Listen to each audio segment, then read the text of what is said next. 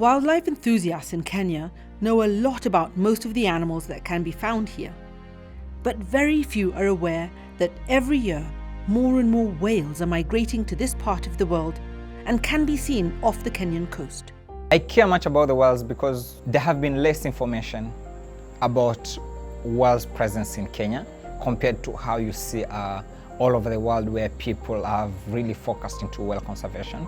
And here, the small town of Watamu has become the perfect spot for viewing them. Just spending 30 minutes seeing, like, first of all, a 40-ton creature jumping out of the water. You know, already that is like a different experience, and learning more about these animals can totally change your life forever. This week on Wildlife Warriors, join me as I meet Michael Mwang'ombe, a self-taught whale expert studying and documenting these beautiful animals.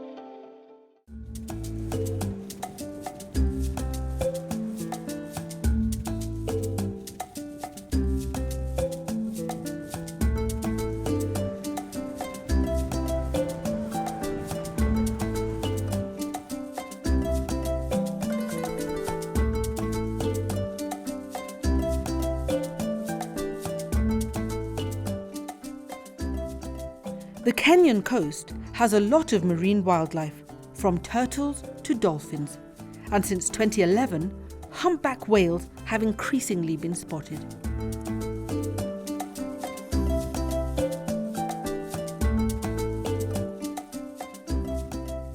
This species of whales travels nearly 10,000 kilometers each year from Antarctica to South Africa and up the East African coast all the way to Kenya. This is where it gives birth to its young.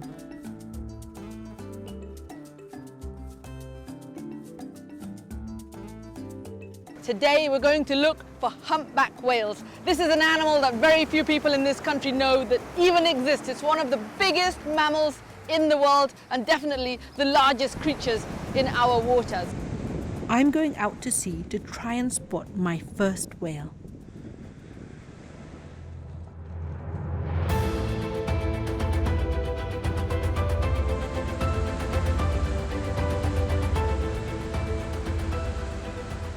We are already about 1 kilometer out to sea from the beach here in Watamu, and this is the area that humpback whales were seen in the last few days.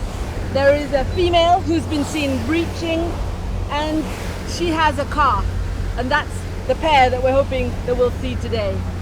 The weather is not the best for whale watching. It's overcast, there is a storm approaching.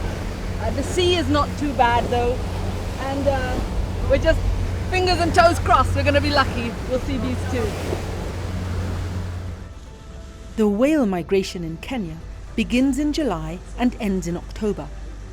No one knows for sure why they've started coming this far north, but it's presumed to have something to do with rising water temperatures due to climate change. It's beginning to rain, it's not looking very hopeful. There is a storm approaching and we are right at the tail end of the migration season for the humpback whales. Something like 200 whales made it this far north out of estimated 10,000 humpback whales that left South Africa this year on this annual migration.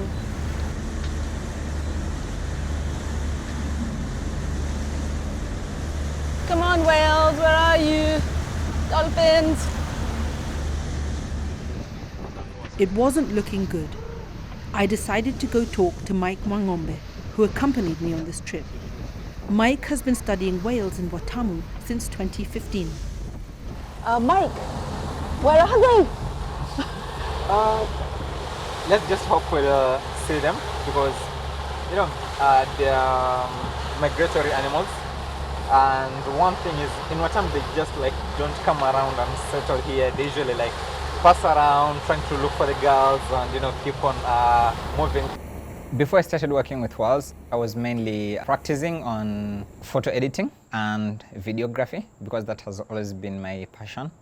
And then spending like almost 8 hours of my day either gaming or looking at way of developing educational games. But you know, in our society, gaming is deemed to be like, how can such a big boy do gaming? You're wasting your time. As a child, Mike was fascinated by watching whale documentaries from other countries. When he heard that there may be some in Kenya, he joined the Watamu Marine Association, and it turned out that all that knowledge of gaming and developing would finally pay off. His technical skills were useful when it came to designing tools for research. So how did you feel the first time you saw a humpback whale? First thing was disappointment. And okay, when I talk about disappointment, was from traditional concept and us growing up and all the stories that I had, and especially, you know, we came up on this background where we hear about Jonah and the whale, and all you tend to assume is these whales are super enormous creatures, and I expected the first time I'll see a whale, I would just see a big mountain of an animal in the middle of the ocean, and only to see just a tiny back of a 15-meter animal, and I was like, I didn't expect that. But then over time, the disappointment went out, and still looking at the animal from a different perspective gave me a kind of excitement and totally changed my perception about these mammals. We had now been on this boat for hours looking for whales, and we were about to give up and go home when suddenly we got a glimmer of hope.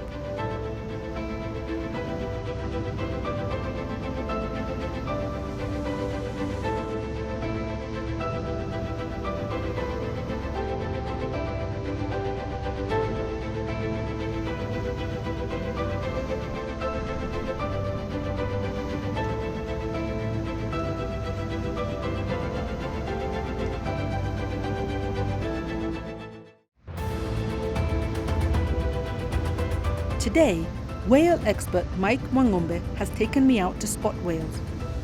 We've spent hours searching, but a storm has made it really hard for us. Just as we were about to give up, our luck turned.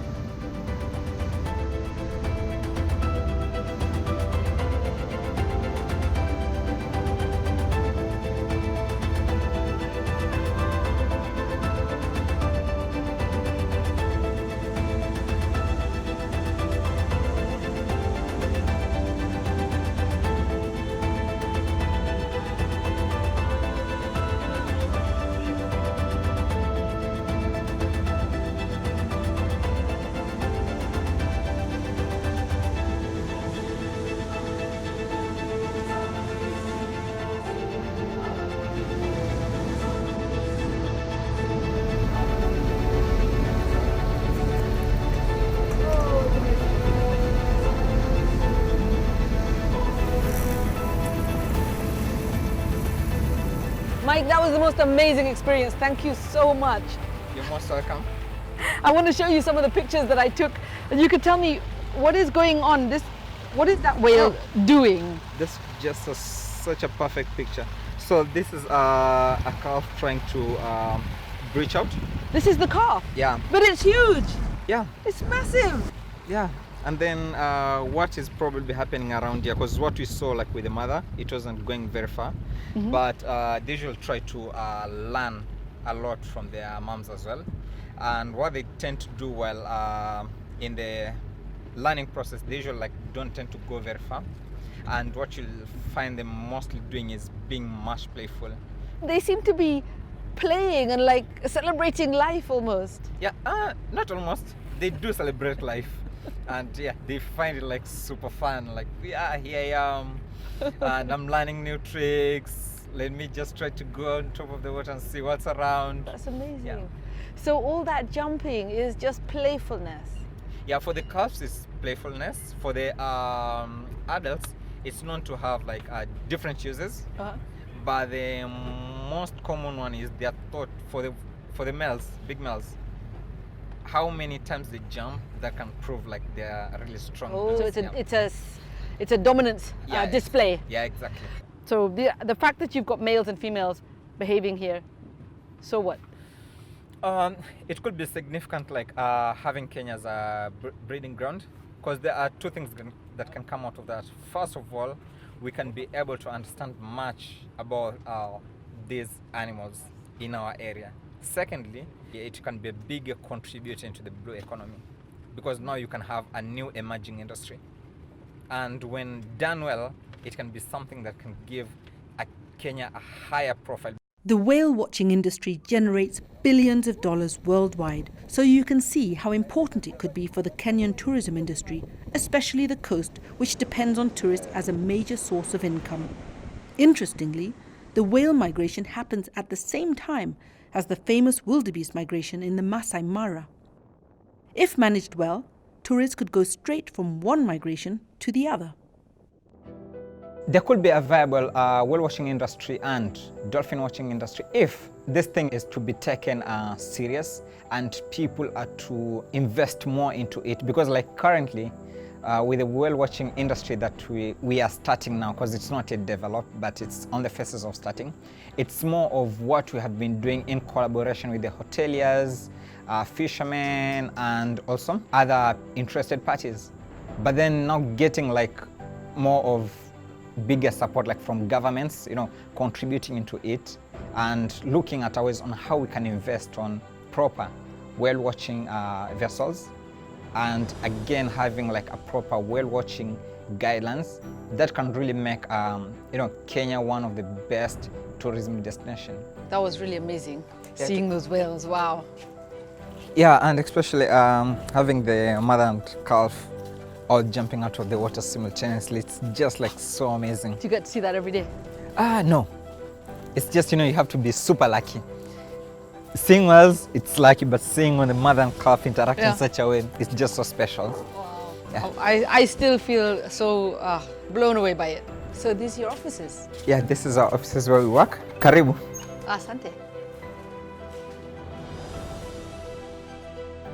So you know a lot about all these different whales, but what do you actually do? What's your work here in this office? Okay, my work here is once we come out of the field with all the pictures that we have taken, and not only the pictures but also interview from fishermen, and even we've gone to an extent of even collecting stories of what these people, how they perceive whales and so on.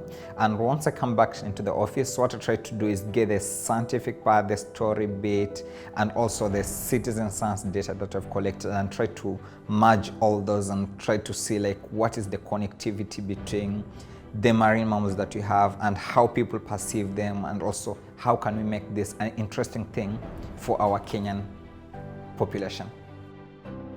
One way that Mike engages people is to encourage them to send him their photos of whales taken in the area, which he puts in his database.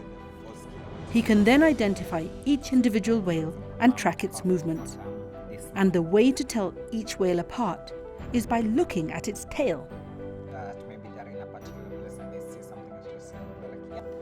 Just looking at the tail, you'll see that it has like different color patterns.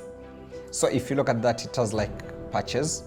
Right. And if you keep so they are individually different. Okay. Yeah, totally different. It's like a fingerprint. Yeah, just like how we do our fingerprints. So for them, coloration patterns are totally different. And it's so nice because what you do next is we tell people like, you can name your whale. And what we can do over time is each time someone takes a picture, we can try to track that whale through the tail fluke photos that have been taken. And it becomes so exciting because it becomes like part of ownership. All this is incredible. Mike is using all his computer knowledge to set up a database that can track the lives of these whales in Kenya. And that's not all. Recently, Mike was able to get hold of an underwater microphone, and what he recorded was simply beautiful. I don't know if I told you about this amazing song that I recorded of a humpback whale, and it's just like one of the best thing you can get to hear because it has like an meditative element, and this is how it goes.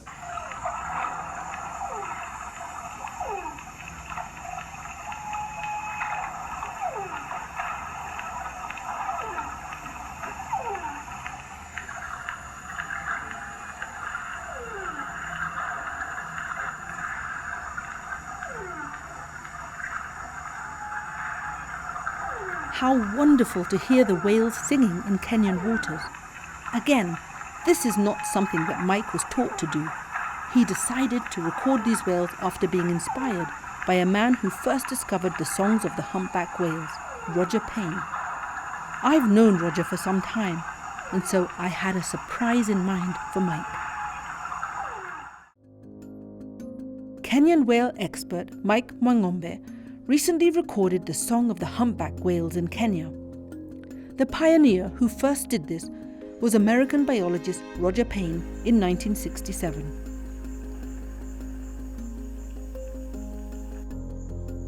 Roger is a friend of mine, so I've arranged a special call for Mike.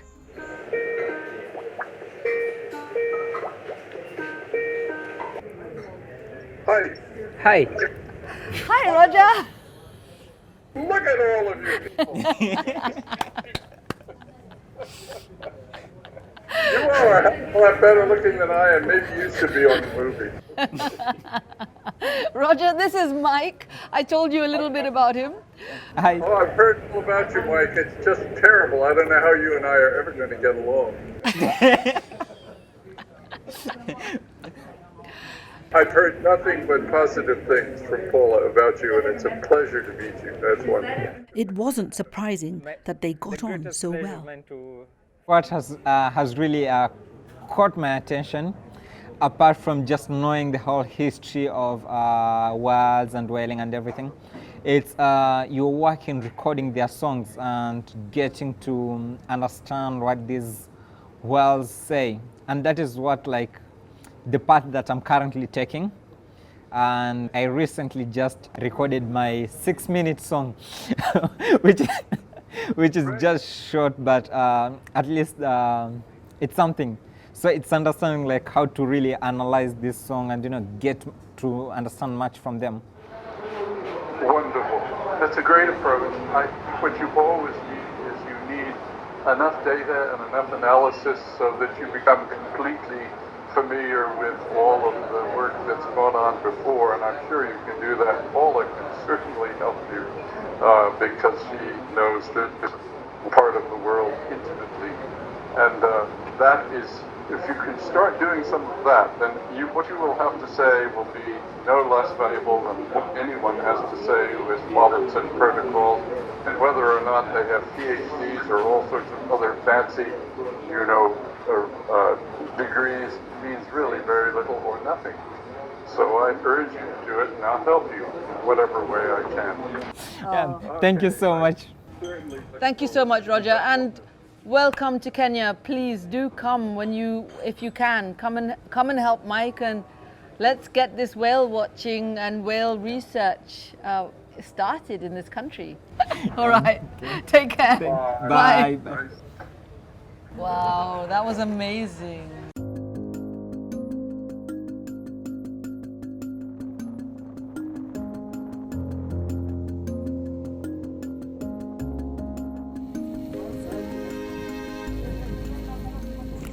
Beautiful, look at that. Yeah, it's such a cool view. Wow. And this is where we usually come to do our whale watching from land. And the most amazing thing is, you have all this cool panoramic view. Right. And also it's a raised ground.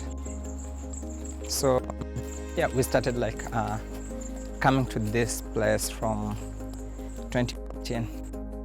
Look at this baobab. Wow. And you have like all these amazing environments.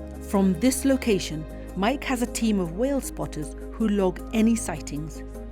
This is the data that he uses to track their movements. It's usually 5 hours a day. And they just stay in one location? Yeah. Watching? Yeah. All you do is just sit on the same place, scout the ocean, because you have like a 180-degree view of the ocean, and record everything that you see.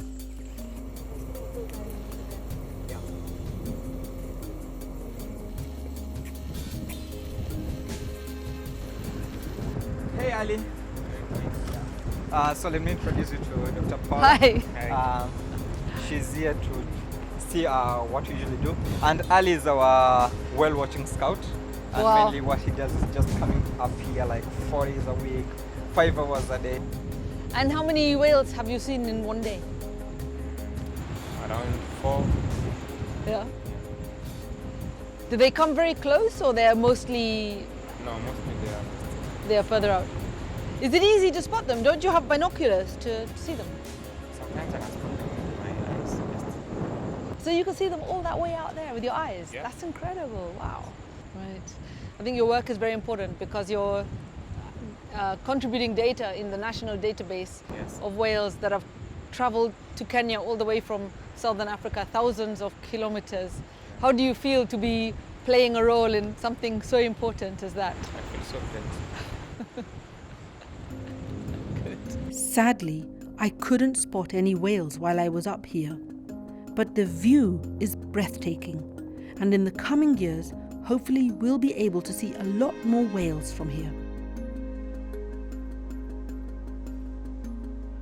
Every so often, Mike likes to take some of the local children out on a boat to teach them about marine life in Kenya.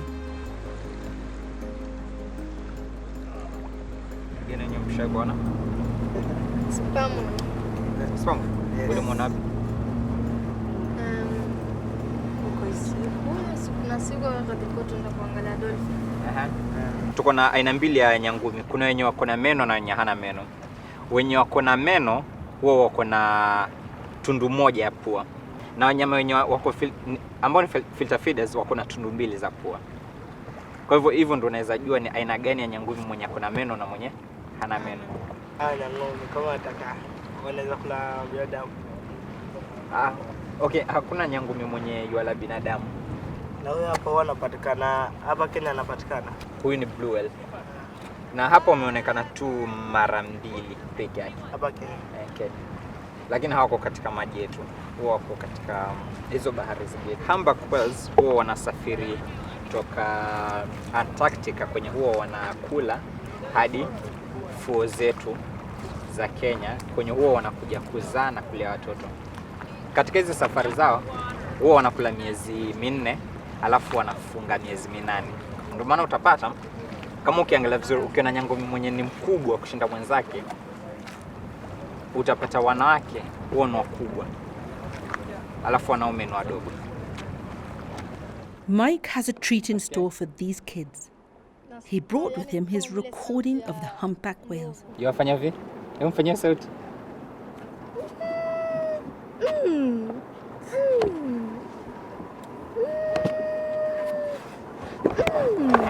Nalia kama ndovu. Hebu mjaribu kufanya vile fanya.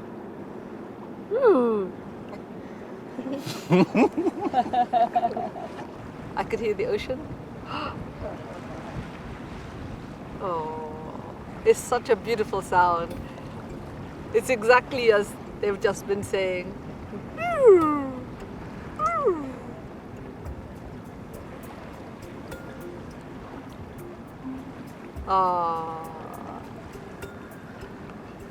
So we've just spent an hour with 3 young men, Godfrey, Yusuf and Samir, who have seen whales before. They are out here in the ocean during every holiday, but they've never really spoken to an expert about whales or heard the voice of whales in their ears.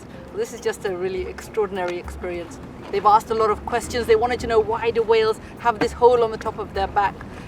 Can a whale actually eat a person, as the Bible tells us? And Mike has helped to demystify some of the wonders of these incredible animals that we share this ocean with.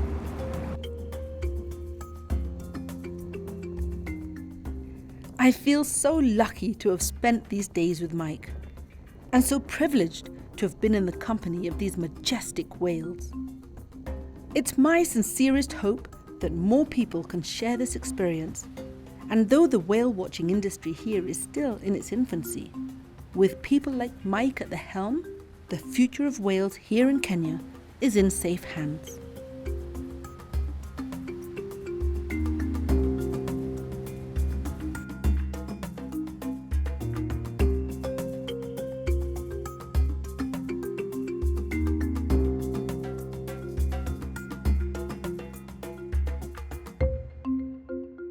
If you want to help our amazing wildlife, why don't you start a Wildlife Warriors Club in your school?